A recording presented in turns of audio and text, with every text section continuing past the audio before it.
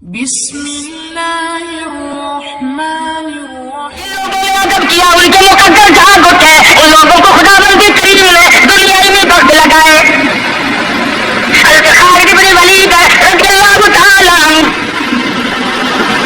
اطلاع دی گئی، خبر ملی کہ عیسائی سردار عیسائی بادشاہ 1.5 لاکھ کے قریب فوج لے کر مسلمانوں پہ حملہ کرنے کے لیے آیا. حضرت خالد بن ولید رضی اللہ تعالیٰ عنہ کو 50-60 آدمی دیے، جاؤ بادشاہ کی فوج کا اندازہ لگا کے آؤ، تخمینہ لگا کے آؤ، اسلحہ دیکھ کے آؤ، ان کی تعداد کا اندازہ لگاؤ وہ کتنے ہیں. حضرت خالد بن ولید رضی اللہ تعالیٰ عنہ چند صحابہ کرام کو ساتھ لے کر کے پہنچے.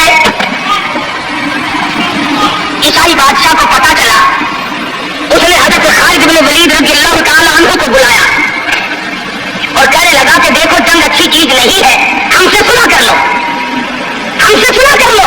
حضرت خالد فرمانے لگے صلح میں دیر کیا ہے، لا الہ الا اللہ محمد رسول اللہ صلی اللہ علیہ وسلم، کلمہ پڑھ، مسلمان بن جا، میرا بھائی بن جا، جنت کا حقدار بن جا، میرے نبی کا غلام بن جا، اللہ کی توحید کا ماننے والا بن جا، ابھی تمام باتوں میں صلح ہو جائے گی.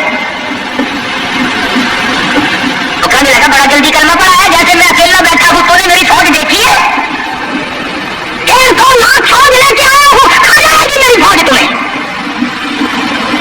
کلمے پڑھا رہا ہے. حضرت خالد کو کہنے لگا تجھے پتا نہیں تو کس کے سامنے کھڑا ہے؟ فرمایا ہاں ایک عیسائی کافر کے سامنے کھڑا ہوں. وہ کہنے لگا ہے کوئی جلاد؟ فوراً تلوار لے کر حاضر ہو گئے، کہا اس گستاخ کی گردن کاٹ مارو. حضرت خالد کے ساتھ 2 آدمی اور تھے، انہوں نے یہ نہیں کہا جی ابھی ہم تو یہی بات کر رہے تھے کہ ابھی آپ باہر ہو گئے، ابھی حضور آپ ناراض ہو گئے. حضرت خالد نے یہ نہیں فرمایا کہ باہر والوں کو اطلاع کر دو، وہ 50-60 آدمی تو ہمارے ساتھ مل جائے. 2 ساتھیوں کو فرمایا اب ایک دوسرے کی طرف مت دیکھنا، تلوار نکال لو، انشاءاللہ ہم سے کوثر پر ملاقات ہوگی. 3 آدمی 1.5 لاکھ کے مقابلے میں ٹکرا گئے. میں نے سوچا کہ ہوگا کیا. حضرت خالد بن ولید رضی اللہ تعالیٰ عنہ 2 ساتھی اور تمام کافروں کی فوج میں گھر گئے. جنگ شروع ہو گئی. ابو عبیدہ بن جراح رضی اللہ تعالیٰ عنہ کے خانے میں نبی کریم صلی اللہ علیہ وسلم تشریف لائے. فرمایا ابو عبیدہ تو سویا ہوا ہے، میرا خالد گھیرے میں آ گیا. گھبرا کے اٹھے، شور مچایا لوگوں جلدی کرو پہنچو، خالد گھیرے میں ہے.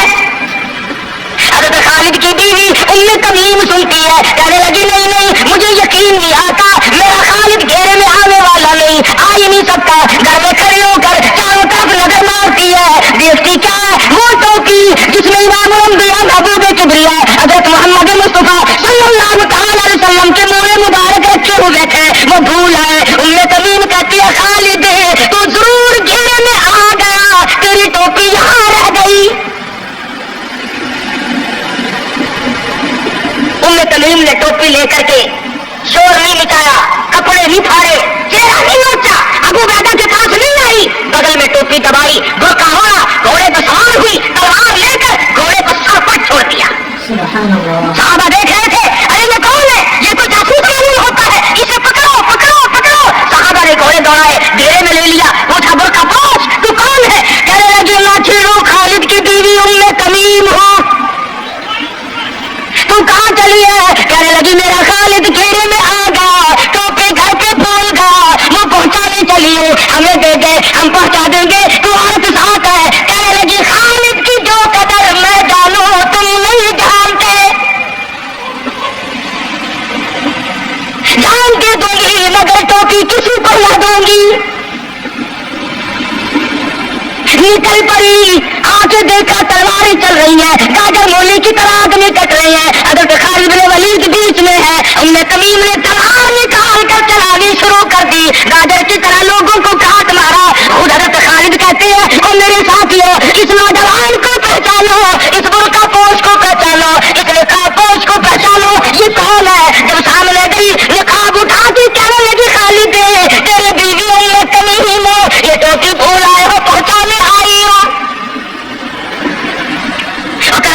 مسلمانوں تم نے کبھی سوچا نہیں خالد کے سر پہ نبی کی ٹوپی نہیں، جس نے نبی کے بال رکھے ہوئے تھے وہ گھیرے میں آ گئے، آج تیرے پاس قرآن نہیں تو گھیرے میں ہے، وہ ٹوپی گھر سے بھول آیا تھا تو قرآن کو مسجد میں قید کر کے آیا، آج تو کفر کے لردے میں پھنسا ہوا ہے، تو گھیرے میں ہے، تجھے کون نہیں نکال سکتا اللہ کے قرآن کے سوا، تم کتنی عسکری طاقت بڑھاؤ، تم تعداد بڑھا لو، تم چھوٹے بڑے زور لگاؤ، کتنی تم کوشش کرو، خدا کی قسم جب تک تم اللہ کا قرآن لے کر کے نہیں بیٹھتے اس وقت تک تمہارا گھیرا نہیں ٹوٹ سکتا۔ تم نے اللہ کے قرآن کو مسجد میں قید کر دیا، نہ اس کو عوام صدر میں جگہ دی، نہ مارکیٹ میں جگہ دی، نہ محلے میں جگہ دی، نہ برادری میں جگہ دی، نہ خاندان میں کوئی جگہ دی، تمام کو اکٹھا کر لو گے اللہ کے قرآن کو پوچھنے والا کوئی نہیں، کون پوچھے؟ حضرت خالد تو صرف ٹوپی بھول کر آئے تھے، ہم نے قرآن ہی بھلا دیا، نبی کی سیرت کا آئینہ بھلا دیا، خدا کی قسم نبی نے امانت تمہارے سپرد کی ہے، میدان حشر برپا ہوگا اور اللہ کا پیغمبر کھڑا ہو کر تم سے مطالبہ کرے گا لاؤ میری امانت کہاں ہے؟ کچھ لوگ کہیں گے اور جی ہم تو عشق کی وجہ سے ایسا کر بیٹھتے ہیں، محبت میں ہمیں پتہ ہی نہیں چلا قرآن کہاں رہ گیا، محبت میں ہمیں پتہ ہی نہیں چلا قرآن رہ کہاں گیا، اور تجھے کیسی محبت ہے، تجھے کیسا عشق ہے کہ تجھے آگے تک پتہ نہیں چلا، عشق تو صحابہ کرام کو تھا۔ مدینہ منورہ ہے، اللہ پاک ہر مسلمان کو مدینہ پاک کی زیارت نصیب فرمائے، خدا کی قسم مدینے کی ہوا میں جو خوشبو ہے تمہاری وہ کستوری میں نہیں ہو سکتی، وہ مشک میں نہیں ہو سکتی، وہ عنبر میں نہیں ہو سکتی، وہ زعفران میں نہیں ہو سکتی، ارے مدینے کی ہوا میں جو خوشبو ہے جو گنبد خضرا سے ٹکرا کر آتی ہے اس ہوا میں خوشبو بھی نرالی ہے۔ صحابہ کہتے ہیں کہ جب ہم نبی صلی اللہ علیہ وسلم کو تلاش کرنے کے لیے نکلتے تو کسی سے پوچھتے نہیں پھرتے تھے، بلکہ مدینے کی ہوا بتاتی تھی ادھر آؤ حضور ادھر تشریف لے گئے۔ مدینہ منورہ میں ایک جنگ کی تیاری فرمائی، صحابہ کرام کا لشکر تیار فرمایا، حضور اکرم صلی اللہ علیہ وسلم نے، جمعے کا دن ہے، صبح کا وقت ہے، لشکر کو ساتھ لے کر کے تشریف لے گئے، 2-3 میل تک رخصت فرمانے کے لیے گئے، دعا کر کے واپس آ گئے، اللہ تمہیں کامیاب فرمائے، صحابی ہے حضور اکرم سب کہہ دو صلی اللہ علیہ وسلم کا، آؤ عشق کی بات تمہیں بتاؤں،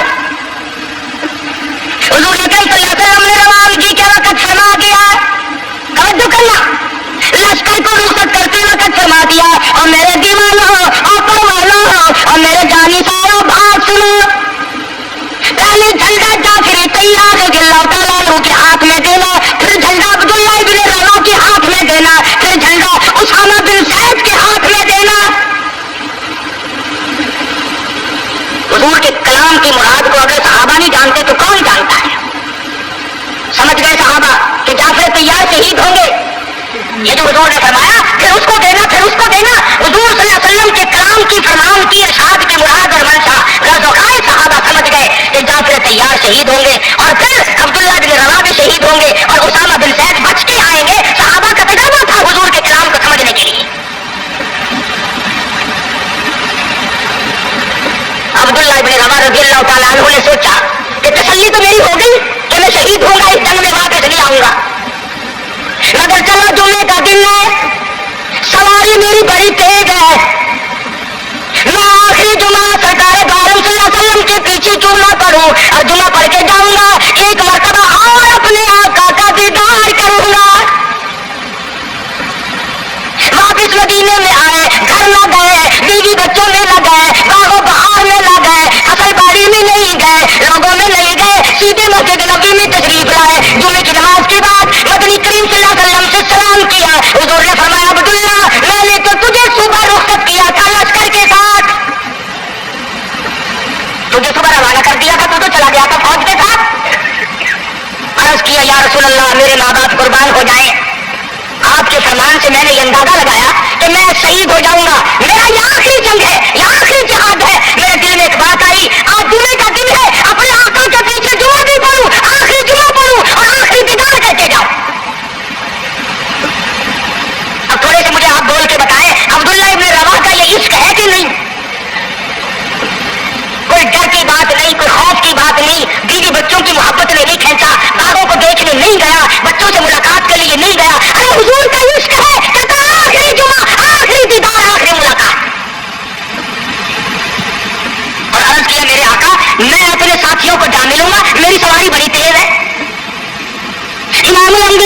نبی کی پریا حضرت محمد مصطفیٰ صلی اللہ علیہ وسلم کا چہرے انور سرخ ہو گیا. فرمایا عبداللہ تو ساتھیوں کو نہیں مل سکتا جب تیرے ساتھی جنت میں جائیں گے 500 سال بعد میں بہشت میں جا سکے گا.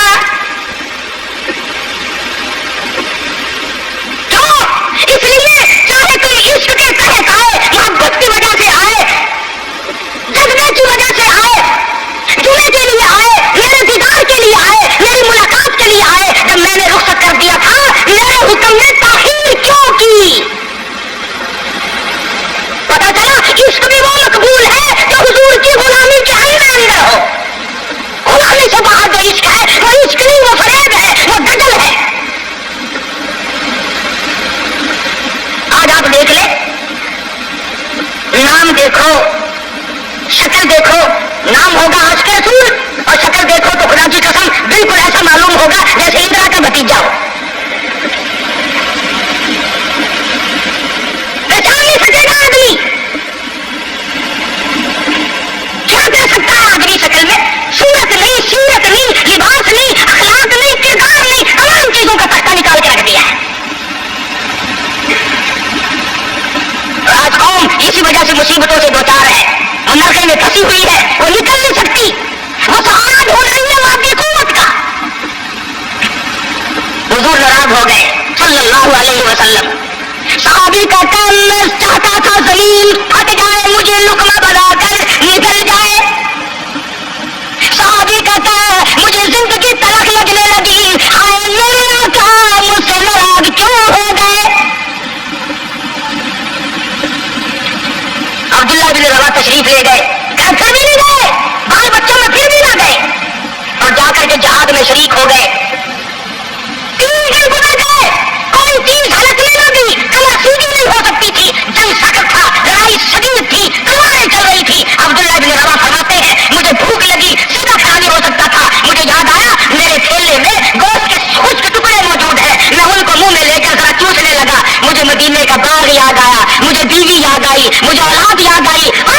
نبی کے دیوانے کا طرز زندگی دیکھ. صحابی کہتا ہے میں نے انگلی حلق میں ڈال کر وہ گوٹی باہر نکال دی. اچھا میں تجھے کچھ کھانے کے لیے دینے لگا ہوں تو یہاں بیٹھ کر یاد آیا, کھڑے ہو گئے اور فرمانے لگے اور میری بیوی اور تمہیں طلاق ہو, اور میرے باغ بہار جاؤ, اسلام کے لیے وقف ہو تم, آج کے بعد میرے نہیں. کسی نے پوچھا کیا کہہ رہے ہو؟ ہاں نقشہ سامنے کیوں آیا, آخری وقت میں دنیا کا نقشہ میری آنکھوں میں کیوں کھینچا.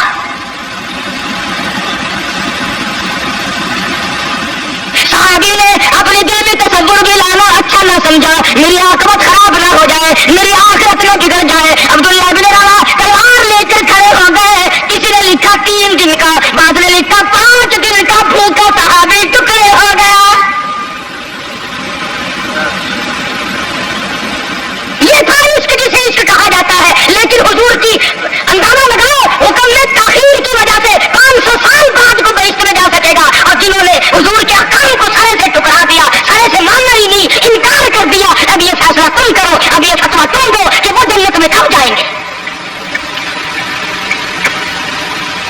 امام الانبیاء محبوب کبریا حضرت محمد مصطفیٰ صلی اللہ تعالی علیہ وسلم کے دیوانوں نے حد کر دی, قوالوں نے حد کر دی. جس صورت سے بھی ان کو لگایا گیا اسی صورت سے وہ آگے بڑھتے رہے.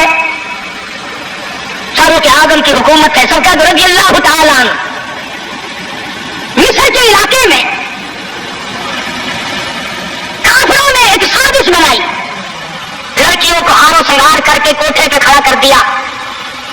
پروگرام مسلمانوں کو پہلے معلوم ہو گیا کہ مسلمان فوج کے کلچر کو تباہ کرنا چاہتے ہیں, مسلمان کے اخلاق و کردار کو برباد کرنا چاہتے ہیں. فاروق اعظم کو خط لکھا, اور راستہ کوئی نہیں فوج کے گزرنے کا, ایک ہی راستہ ہے, اور اس راستے کو خراب کر دیا گیا. اس راستے میں کانٹے بچھا دیے گئے, حسن کی دعوت کو چھیڑ دی گئی تاکہ مسلمانوں کا دل خراب ہو. ارے یہ کافر کا بھی عقیدہ ہے کہ اگر مسلمان کا پاؤں پھسل گیا پھر یہ جہنم سے اڑے نہیں ٹھہرتا. فاروق اعظم رضی اللہ تعالیٰ عنہ نے خط کا جواب دیا اور صاف صاف لکھ دیا کوئی پریشانی کی بات نہیں, ساری فوج کو اکٹھا کر کے قرآن کی آیات سنا دو. ساری فوج کو اکٹھا کر کے قرآن سناؤ. چنانچہ کمانڈر نے, سپہ سالار نے فوج کو اکٹھا کیا اور قرآن کریم سنا دیا وَقُلْ لِلْمُؤْمِنِينَ يَغُضُّوا مِنْ أَبْصَارِهِمْ وَيَحْفَظُوا فُرُوجَهُمْ ذَلِكُمْ أَزْكَىٰ لَكُمْ إِنَّ اللَّهَ خَبِيرٌ بِمَا يَصْنَعُونَ. مسلمانوں اپنی نظروں کی حفاظت کرو، اپنے ایمان کی حفاظت کرو. اگر تم ان کی آنکھوں سے بھی دیکھو گے خدا تمہاری ساتھ ہے، وہ تمہاری تمام حرکتوں کو دیکھتا ہے. یہ تو پہلے بتاؤ کہ تم مسلمان بھی ہو کہ نہیں. مسلمان یوں نہ کہتے آنکھ مسلمان والی نہیں، زبان مسلمان والی نہیں، ہاتھ مسلمان والا نہیں، دل مسلمان والا نہیں، نیت مسلمان والی نہیں. یہ مسلمانی ہے؟ صحابہ کرام رضوان اللہ تعالیٰ علیہ مجمعین، اللہ تعالیٰ کی رحمتیں نازل ہو حضرات صحابہ کرام کی قبروں پہ. دربار رسالت ہے سرکار صلی اللہ علیہ وسلم. سبحان اللہ، کتنے خوش نصیب تھے وہ لوگ جو محمد کریم صلی اللہ علیہ وسلم کی مجلس میں بیٹھا کرتے تھے. کانوں میں آواز آتی تھی مصطفیٰ کریم کی، دیدار ہوتا تھا امام الانبیاء کا. کتنے خوش نصیب تھے یہ لوگ. جنگ سے واپس آئے صحابہ کرام، ایک لڑکی کو پکڑ کے لائے جو لڑنے آئی تھی. کفار کے ساتھ مل کر مسلمانوں کا مقابلہ کرنے آئی. میدان جہاد میں سے صحابہ کرام پکڑ کے لائے. قیدی ہے، کافر عورت ہے، غیر مسلم ہے. شہنشاہ کائنات حضرت محمد رسول اللہ صلی اللہ تعالیٰ علیہ وسلم کے دربار میں لا کے بٹھا دیا. ننگے سر ہے، ننگے منہ ہے، ننگے ہاتھ پیر ہیں. اللہ اکبر کبھی آپ نے سوچا نہیں کہ تو کتنے بڑے امتی کا امتی ہے، کتنے بڑے سردار کا غلام ہے. رحمت والی چادر اتار کر فرمائی او بلال یہ میری چادر لے لے، اس لڑکی کے سر پہ ڈال دے، پردہ کرا دے. عرض کیا گیا کسی کافر کی لڑکی ہے، یہودی کی لڑکی ہے، عیسائی کی لڑکی ہے، غیر مسلم کی لڑکی ہے، میدان جہاد سے گرفتار کر کے لائی گئی قیدی لڑکی ہے، لڑنے آئی تھی، مارنے آئی تھی. اسلام کی دشمن ہے، دین کی دشمن ہے، قرآن کی دشمن ہے، مذہب کی دشمن ہے، خدا اس کے رسول کی دشمن ہے. اللہ تعالیٰ کے نبی حضرت محمد کریم صلی اللہ علیہ وسلم نے فرمایا او لوگوں ٹھیک ہے لڑکی کافر کی ہے، کفر کی حالت میں پلی ہے، کفر پھیلانے آئی ہے، کفر کو بچانے آئی ہے، اسلام کا مقابلہ کرنے آئی ہے، اسلام کو مٹانے کے لیے آئی ہے.